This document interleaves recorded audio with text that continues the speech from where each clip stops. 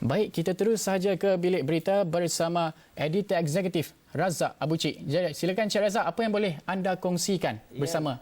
Nes, semalam timbul berita tentang identiti satu orang rakyat berbangsa Austria dan juga seorang berbangsa Itali di mana pasport mereka telah disalahguna, kononnya disalahguna. Jadi pada hari ini saya sempat berhubung dengan Duta Austria di Malaysia, His Excellency Kristian Kozel. Hello, Mr. Ambassador, Mr. Kozel, Mr. Christophe Ceska, sorry. Absolutely. Good morning. Good morning, Ambassador Ceska. Sorry for the slight mistake in the name. How much do we know of the identity of the Austrian whose passport was discovered, used illegally, I guess, by the passenger on board the flight MH370, Kristian Kozel? Yeah, what happened is that we checked upon these Austrian citizen immediately yesterday morning, and the police in Austria found out that this man is still alive and sitting in his flat in Salzburg in Austria. So it must have been, and what happened is that he declared his passport to have been stolen 2 years ago in Bangkok. So at that time, the embassy in Bangkok issued a second passport. And this Kristian Kozel is in possession of a second passport and still alive and living in his flat in Salzburg. So it must have been another person traveling and using this passport, this first passport, traveling aboard the commercial flight Malaysian Airlines 370. How was the Austrian embassy here made known of the issue of the incident where the passport was wrongly used by somebody else, assuming the identity of Mr. Kozel?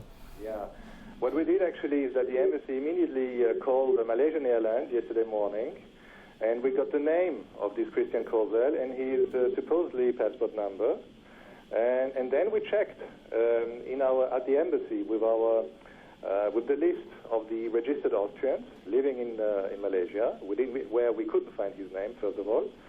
And secondly, we checked on with our passport registration program, with our national-wide, and we realized that this passport, which was this claimed passport, has been declared stolen 2 years ago. This wrongful use of the Austrian passport, is this something which is widespread? Is the Austrian passport valued in this way by people with such intentions, with what has been done with the passport of Kozel? No, this is not fraudulent. What happened is that when Austrian citizens lose their passport, they are entitled to get a second passport, a copy of it. And now, what happens, it is true that sometimes people claim to have lost their passport just to get another one. But that is something that we can't, where it is difficult to work against. So occasionally people claim they have lost their passports, and we issue them a second one. Is the incidences of using Austrian passport illegally quite widespread, Mr. Ambassador? No, I'm not aware of a widespread use of fakely claimed lost passport. I'm not aware of that at all. These are exceptional cases. This illegal use of the Austrian passport suggests a number of possibilities. In the past, would there have been incidences where perhaps such illegal use has led to something as serious as this? Sorry, I don't understand your question now. In the past, when there were incidences of Austrian passports being used illegally this way, has there been any similar incidences, international incidents, for instance? I'm not aware of any. No, actually, this is the first case I'm encountering, and I have been working with the Foreign Ministry for 18 years now. No, this is for me personally. This is the first case that I've been aware of. As far as the embassy is concerned, when you come across an incident like this, what would the standard operating procedure be for the embassy? You would be consulted by our security authorities, for instance, I would guess? Yes, sure. But what happens is in these cases, we proactively engage immediately with the security authorities of the host country, and that's actually what happened. What we did yesterday, we immediately called Malaysian Airlines to check up on the list and to get to know whether an Austrian was on board this missing flight. What lessons would be learned from this case, Mr. Ambassador? Would the Austrian embassy be more circumspect in issuing notices to its passport holders to be extra careful? Because I understand that Mr. Kozel lost his passport while traveling in Bangkok some 2 years ago. Yeah, absolutely. Well, we are always very careful with issuing second passports. So I have to check up on my authorities back in Vienna. Maybe they will look into this, but actually we have very stringent rules to deliver second passports anyway.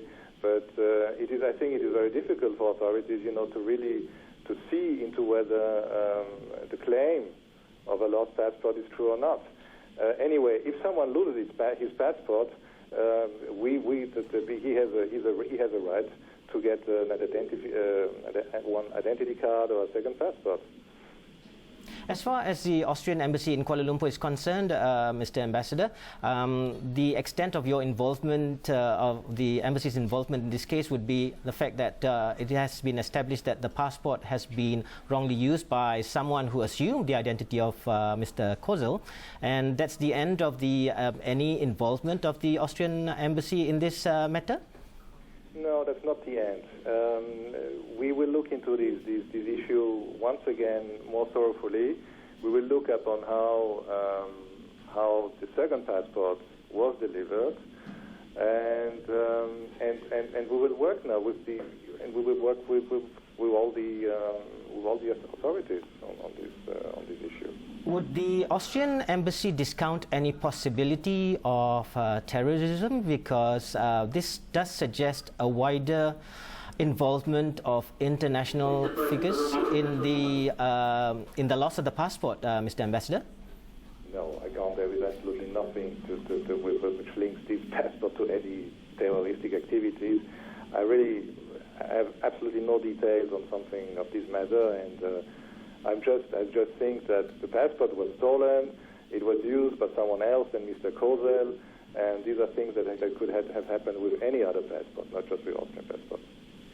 Mr. Ambassador, you've been very helpful in this in our interview this morning. We thank you very much for interrupting your weekend. So I apologize for interrupting your weekend. We will be wanting to speak to you from time to time should there be any developments. Thank you very much, Mr. Ambassador.